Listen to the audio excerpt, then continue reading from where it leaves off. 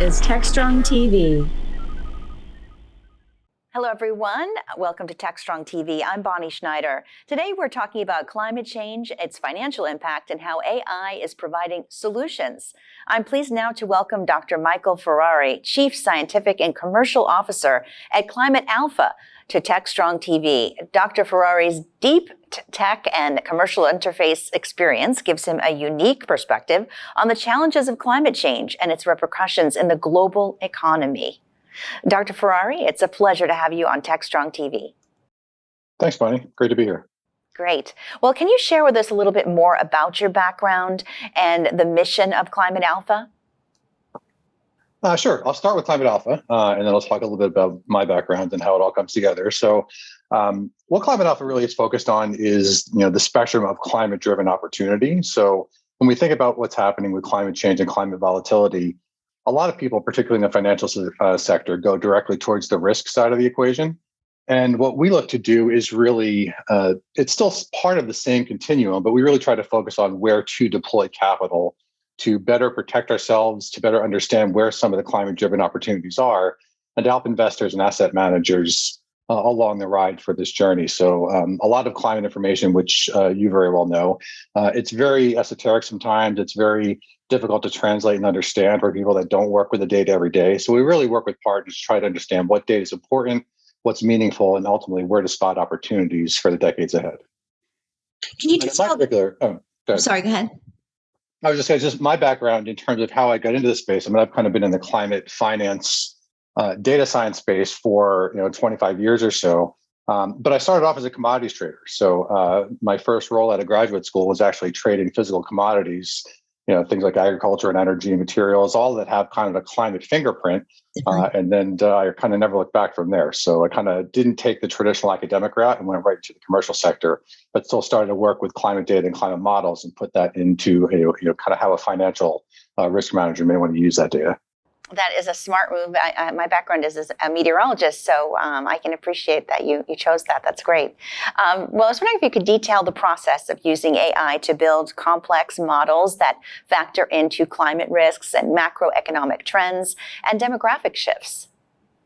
Sure. And it's a fascinating area because as any emerging technology right now, AI is kind of the buzzword, and every new technology, every new deployment seems to have an AI layer embedded within it. And what we try to do is really use it for two things. One is to obviously sift through the massive amounts of data, not just climate data, but climate data in the context of a variety of other types of data, and understand what data is important and what data is maybe less important. So a lot of this comes down to, when we get into data science speak, what's around feature selection.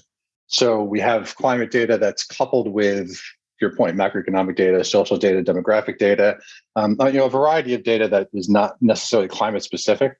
And we use AI to try to understand what those relationships are. And then if we are going to build a model on top of that, what are the features that are important to a model versus what things may be overfit or just redundant in terms of data. So we have a lot of data now. And I think when I started my career, the issue was just not having enough data to tell a coherent story. Now we're at the other end of the spectrum where we have more data than we know what to do with. And it's really trying to find out where those important slices of data may lie. That makes sense. How do carbon emissions and their interaction with other variables create market volatility? When it comes to carbon emissions, I would tend to maybe widen the aperture a little bit. There is a lot of focus specifically on particular, and we talk about ESG, right? Environmental, social, and governance, which is kind of driving a lot of financial decision-making now. A lot of the E piece, it focuses specifically on carbon, and within carbon, it even focuses specifically on what are called scope 3 emissions. So most companies have scope 1, 2, and 3 emissions that they can kind of categorize. Scope 3 is actually the largest component of that emission base. It's also the most uncertain and probably the least well documented. So instead of focusing just on that emission spectra, we may look at emissions as part of a broader category of environmental data.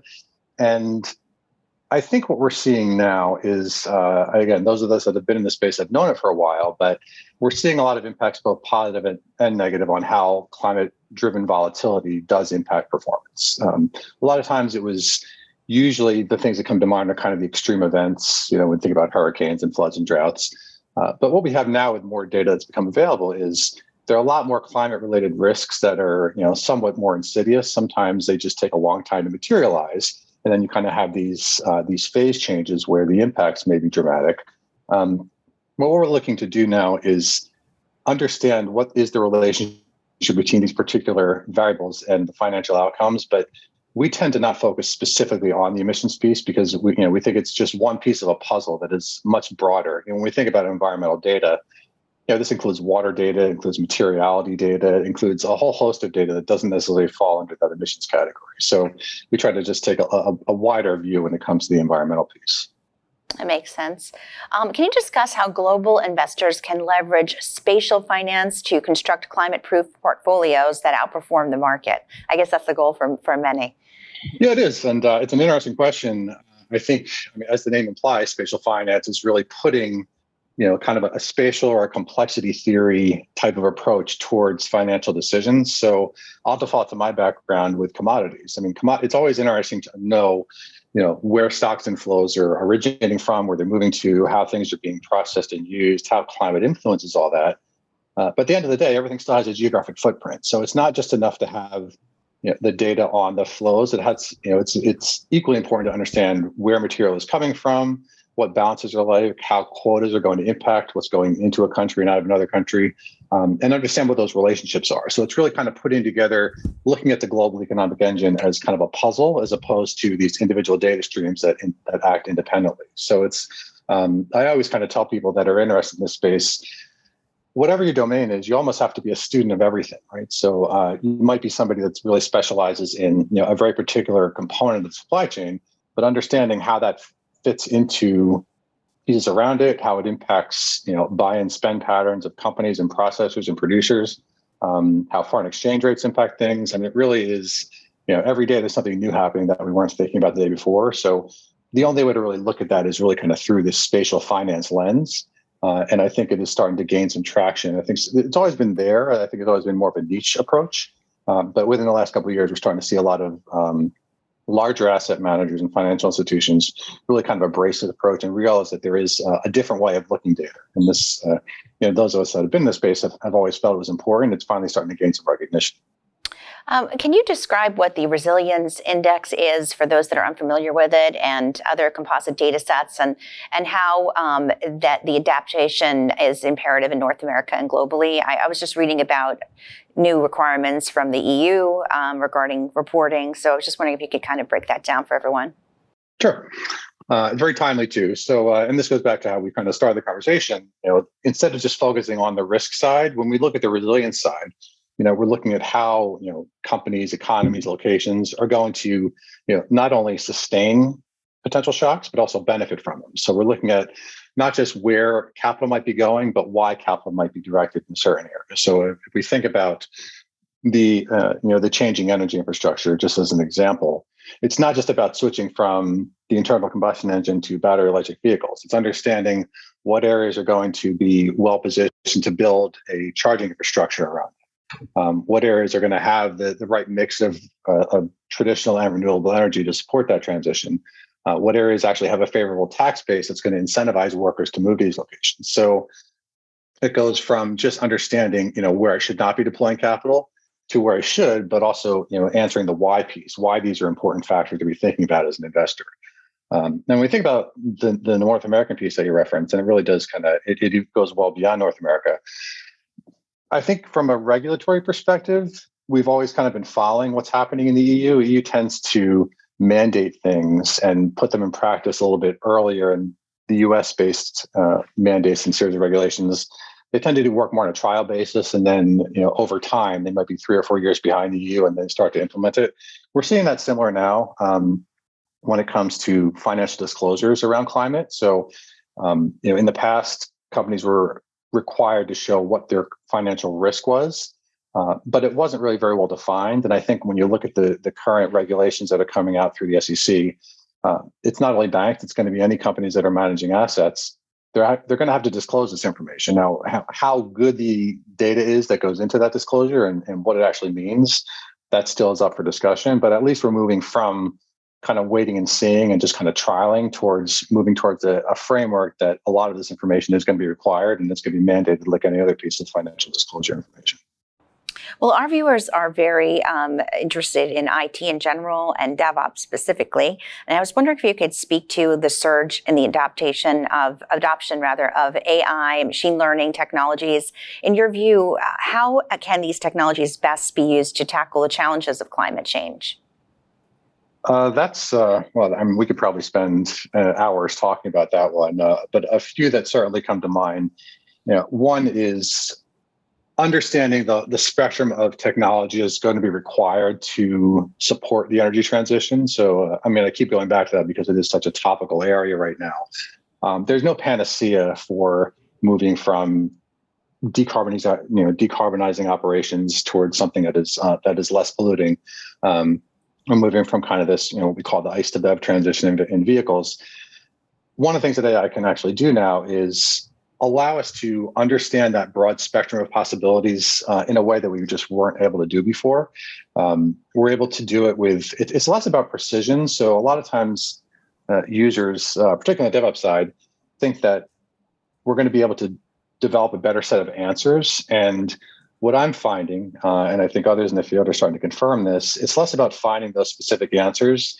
It's providing answers maybe with different data and more conviction. So as a user, right, or as somebody that might be implementing the output, they may come up with the same conclusion, but they may do it with a different set of data that supports that conclusion, which adds to conviction. If you're thinking about implementing any sort of capital allocation discussion, obviously you want reasons, you want data to back up those reasons why you might be undertaking a certain position. And so what we can do, and I think this is where kind of the DevOps piece is super important. We're even starting to see this internally, is one potential outcome is we're going to find new answers, which is great. But the second one really is understanding those important answers with more conviction and doing it with data that's differentiated. And again, going back to the spatial piece, really understanding the relationships between the data in ways that we just have not been able to do in the past. How do you see your company supporting DevOps? A lot of people that are watching us on TechStrong TV, they're looking for solutions to make their jobs easier, more efficient, and in this case, more sustainable. So how do you see Climate Alpha supporting IT and DevOps? From the perspective of DevOps as practitioners? Yes. And an easy way is around energy management, right? That's usually the first thing that comes to mind.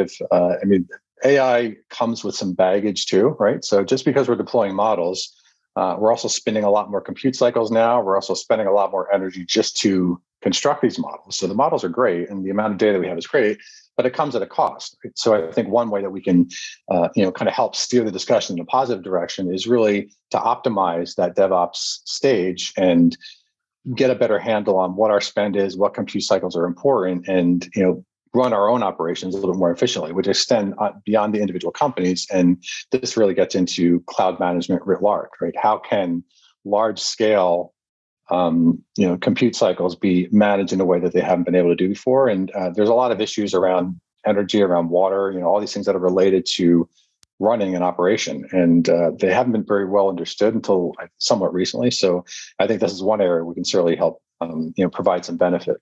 Finally, if you could share with me, what are the future goals of Climate Alpha in assisting people and companies adapting to climate volatility? Sure. Well, there's a couple different areas. One, starting with financial institutions and asset managers. It's, as we've been discussing, how can we spot opportunities that are going to hopefully appreciate as, again, climate in conjunction with these other trends start to materialize. And what we're kind of looking at is climate to become a tailwind. A lot of the previous information that has been probably discussed in this space over the last 10, 20 years, it really, it was kind of a mismatch of data and expectations.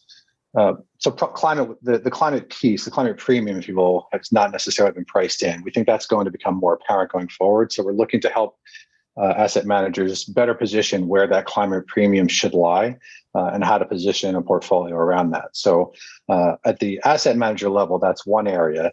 But the second is even down to individuals. I mean, if you're looking to buy a home, if you're looking to purchase property somewhere, if you're looking to relocate, really what is the climate risk or the opportunity in terms of A, what you're trying to sell, and B, where you're looking to buy. That hasn't been very well understood. And I think we're bringing some clarity to that discussion. And hopefully to become just like if you're going to purchase a new property and you look at school, rent, everything else, you want to look at what is your climate delta, your climate risk or your climate resilience piece, and understand how that may play itself out over the course of your investment lifetime. So it can span everywhere from large financial institutions all the way down to an individual home buyer. Great example of the size and scope of the services that Climate Alpha can provide. Thank you. Dr. Michael Ferrari, Chief Scientific and Chief Commercial Officer at Climate Alpha. We really appreciate you joining us on TechStrong TV today. Thank you. Thanks, Bonnie. All right. Well, stay with us. We'll have more on TechStrong TV coming up.